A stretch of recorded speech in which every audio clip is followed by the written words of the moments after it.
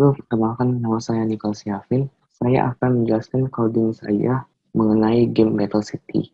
Terdapat 5 komponen. Nah, yang saya akan jelaskan yang pertama dulu, Squad Manager. Nah, Squad Manager ini ada Squad Manager. Squad Manager ini ada memanggil kelas Squad Manager itu sendiri dan env-non. Nah, kalau dipanggil waktu game pertama kali dimulai. Kalau score managernya 0, maka akan membuat baru lagi score managernya.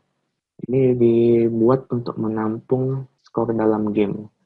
Enemy manager ada script enemy manager. Di sini ada mengambil dari Unity Engine Events. Nah, fungsinya itu sendiri untuk membuat seperti Android, seperti parameter sendiri untuk membuat designer atau info. Nah, ini ada list untuk menampung jumlah enemy.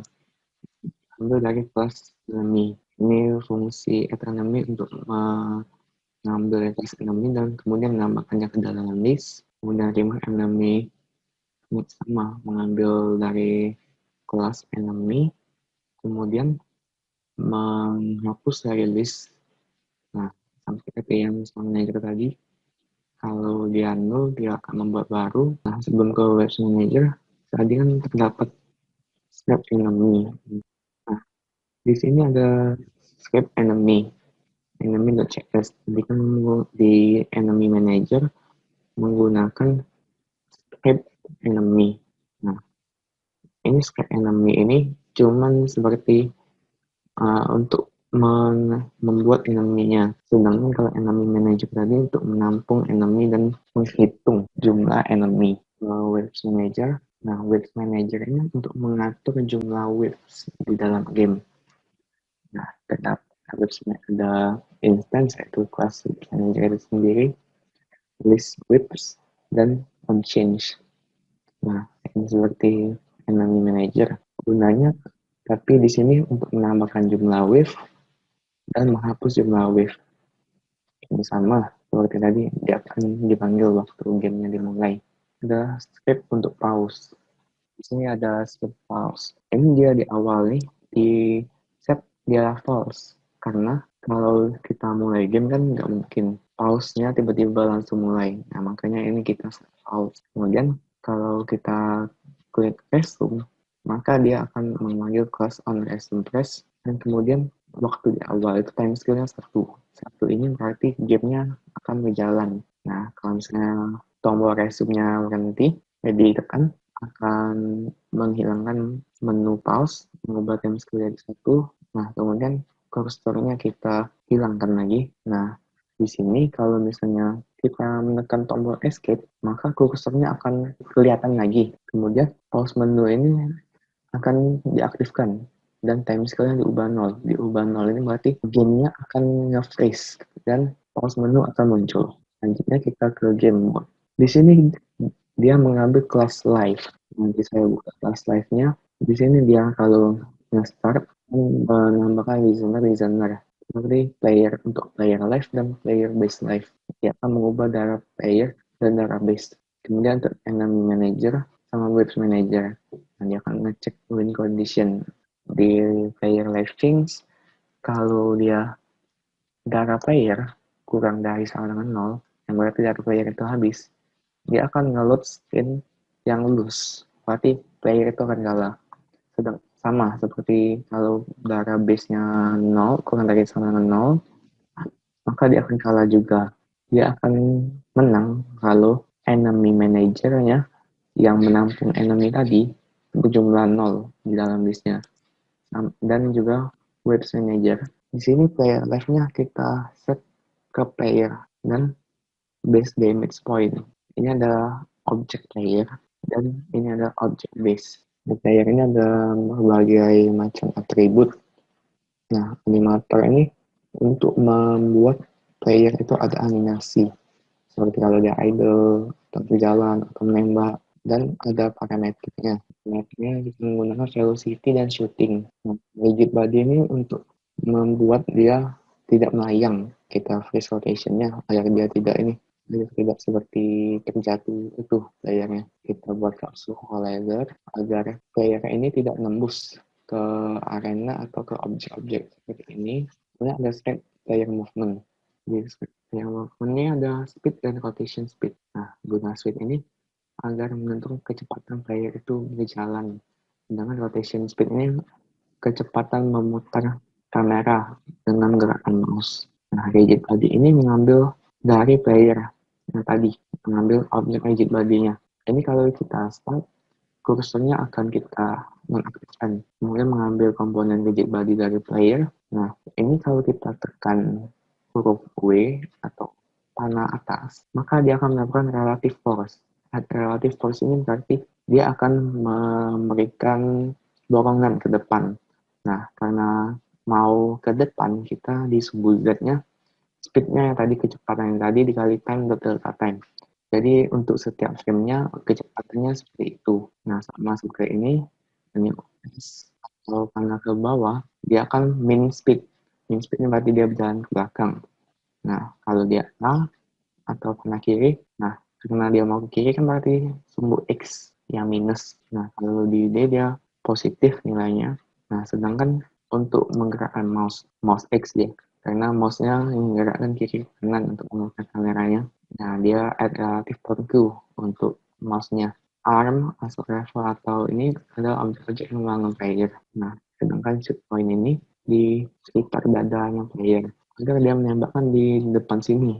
Berikutnya ada waves. Nah, waves ini untuk mengatur jumlah waves di dalam game, itu yang remaining waves ini. Dengan menggunakan step waves corner. Corner ini dia mengambil objeknya yang itu reflect yang enemy. Nah, nanti saya tunjukkan ada start time-nya and then spawn rate. Dia mengambil waves manager yang tadi untuk menambahkan jumlah wave. Dia akan repeating, dia akan spawn sesuai kapan dia waktu dia dimulai dan spawn rate-nya berapa. Dan dia akan invoke lagi kapan dia terakhir nge-spawn-nya. Dia kalau nge-spawn ini maksudnya akan memunculkan objeknya. Akan kita buat menjadi enemy.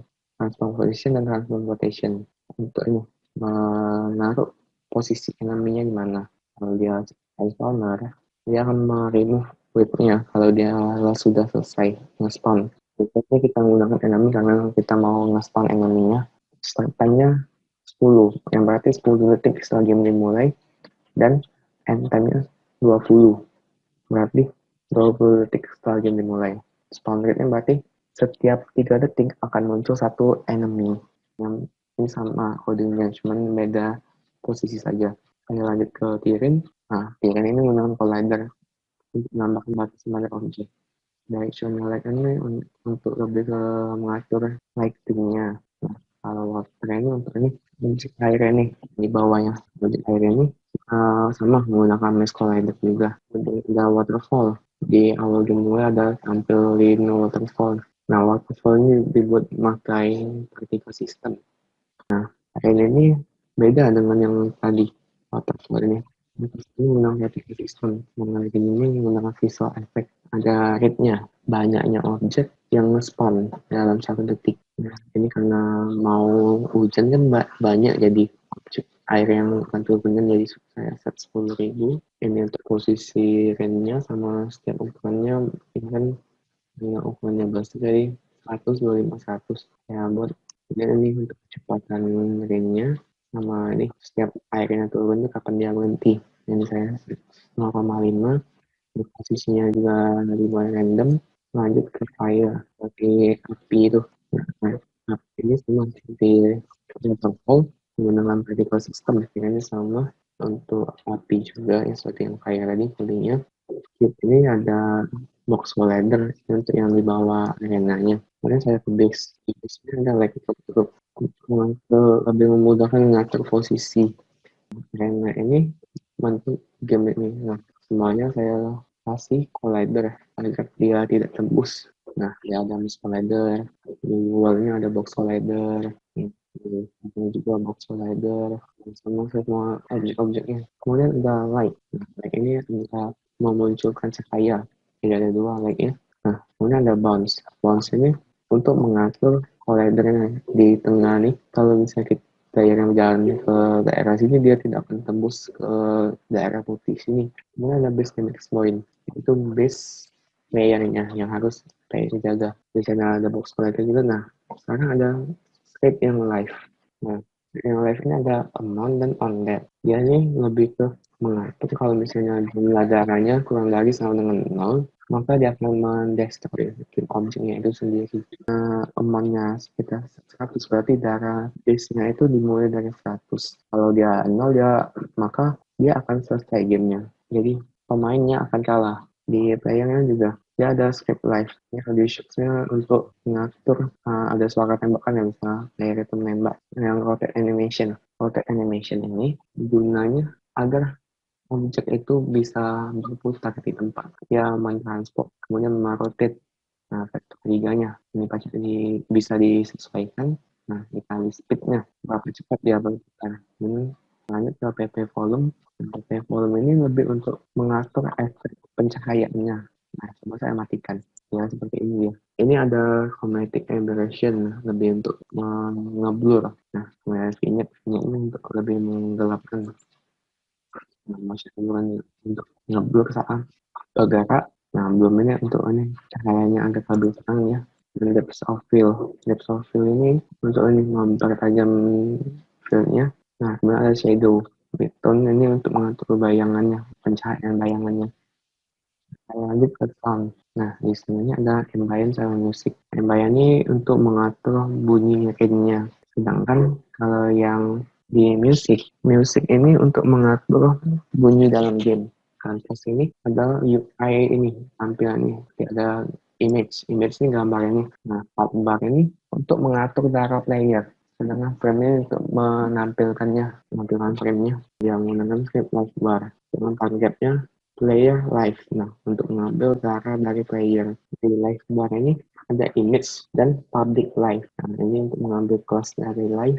Image ini untuk mengatur komponen darahnya karena dia menggunakan image. Dia akan mengfill amount-nya, di mana amount-nya target live amount yang tadi kita buat 100. Nah, akan dibagi 100 karena dia dalam bentuk persen. Di sini bentuknya persen ya. Ini karena dia misalnya 73%, nah jadi dia 0,73 amount-nya. Kemudian saya lanjut ke score text. Score text ini untuk menampilkan skornya dalam game. Dan dia berhubungan dengan score manager yang tadi yang di awal. Nah, ini ada teks dan dia mengambil komponen teksnya, yaitu mengambil komponen score teks tadi. Akan mengupdate teksnya sesuai dengan jumlah skor di dalam score manager. Dia akan mengupdate semuanya. Nah, dia ini kan karena dia teks kan dia ngambil teksnya sini.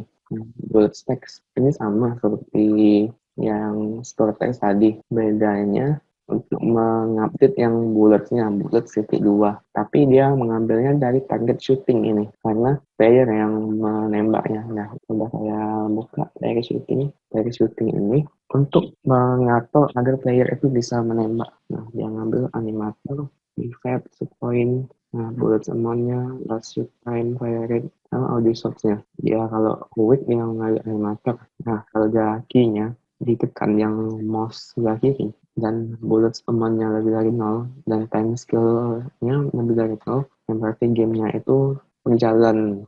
Dia akan set boolean di shootingnya jadi true. Nah, yang di animasi tadi saya tunjukkan sehingga animasi menembaknya berjalan. Dan ada var time since last shoot untuk mengatur agar tembakan itu tidak lebih dari fire rate.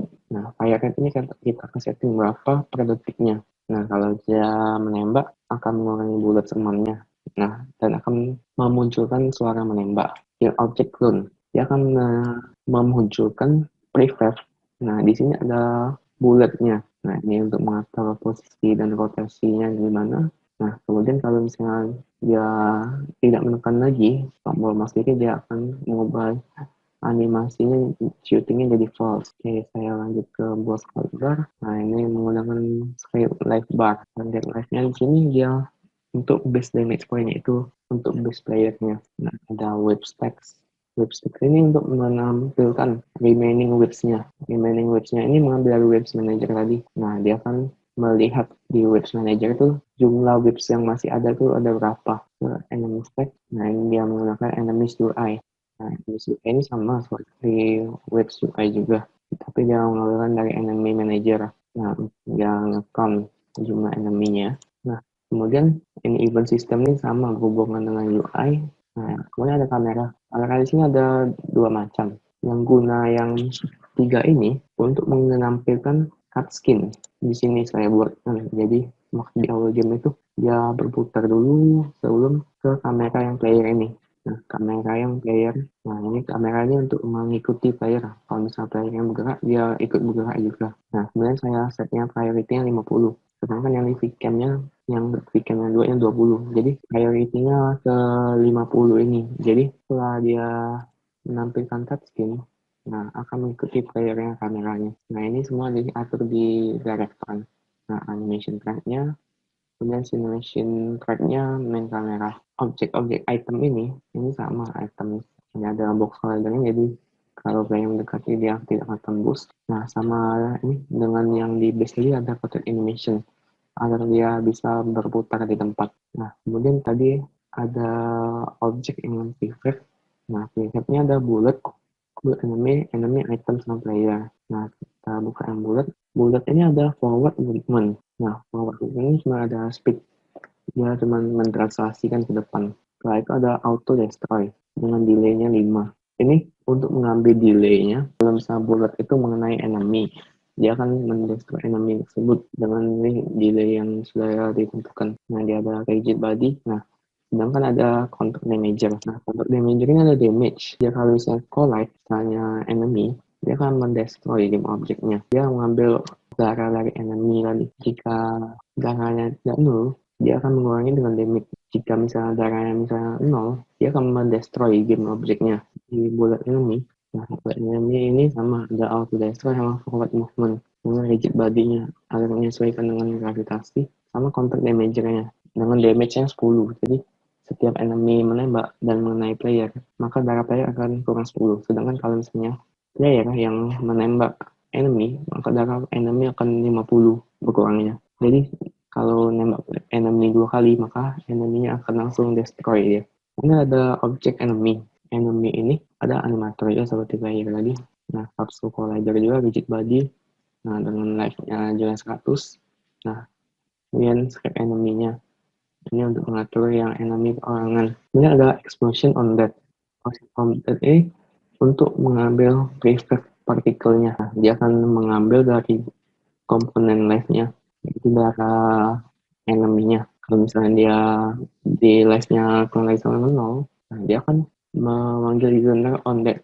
Listener on death ini untuk menampilkan partikel prefab dengan posisi sama rotationnya itu menyesuaikan dengan enemy-nya. Kita mengambil yang explosion A ini yang terdekatnya. Nah, Nav-Max Agent ini untuk menampilkan animasi pergerakan enemy.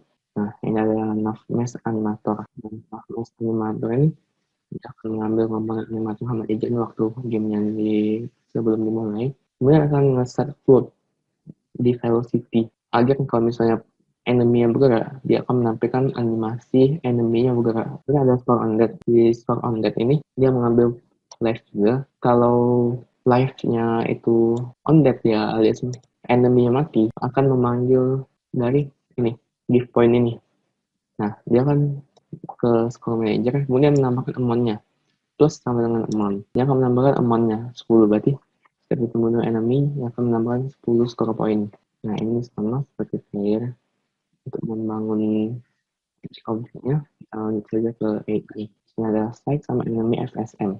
Nah, kita buka yang di sini ada distance dan angle. Distance ini untuk membatasi jarak penglihatan enemy kepada player ataupun base. Sedangkan angle ini untuk membatasi sudutnya. Nah, ini object layer ini untuk mendeteksi player, kalau sedangkan obstacle layer ini untuk mendeteksi base. Collider ini untuk mendeteksi adanya objek. Nah, ini detected amount ini untuk menghitung banyaknya object layer, yaitu player. Karena playernya hanya satu, berarti satu. Deteksi objek yang kita setnya 0. Nah, ini dibuat for. Collider ini dimasukkan ke dalam array, kemudian menghitung jarak ke collidernya. Nah, dia akan mengambil titik tengahnya dari collider dengan posisi enemy. Kemudian mengambil sudutnya dengan collider. Dia akan mengambil jaraknya juga dengan collider. Nah, jika di dalam sudut pandang enemy, ini ada operator not basic. Berarti jika bukan obstacle layer, yaitu bukan base, maka dia akan membuat garis hijau antara titik tengah enemy dengan player yang mewarna hijau. Sedangkan kalau misalnya dia tidak mendeteksi player, tetapi mendeteksi adanya base, dia akan membuat garis berwarna merah. Nah, ini ada on draw gizmos, dia akan mendraw gizmos untuk menunjukkan seberapa besar spike-nya. Ini berwarna merah gizmosnya. Nah, yang warna merah ini yang jangkauannya. Jadi, enemy ini akan menembak kalau misalnya ada player atau base di jangkauan ini. Kemudian saya lanjut ke enemy FSM. Nah, enemy FSM ini dia mengambil yang enemy state to base, attack base, attack player. Nah, ada current state-nya apa, sama ada ini efek suara tembakan kalau misalnya enemy-nya sedang menembak. Nah, last time dia base transform. Yang di awal itu akan mendeteksi posisi dari base waktu di awal. Kemudian dia ada get component inherent. Nah, karena dia di AI, dia di dalam subclass enemy, dia akan mengambil mass agent dan animator yang di parentnya yaitu enemy. Ini untuk mengubah current state-nya. Kalau dia ke base atau menyerang base, atau ngejar player atau menyerang player. Nah, yang pertama di go to base. Go to base ini akan nge-set animasi shootingnya di false. Jadi dia tidak ada animasi nembak. Itu karena dia ini agentnya tidak berhenti. Jadi untuk menggerakkan enemy-nya ke base.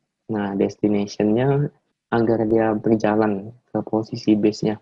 Nah, kalau misalnya mendeteksi adanya objek, dia akan mengejar player. Ini untuk menampilkan jarak antara enemy dengan player.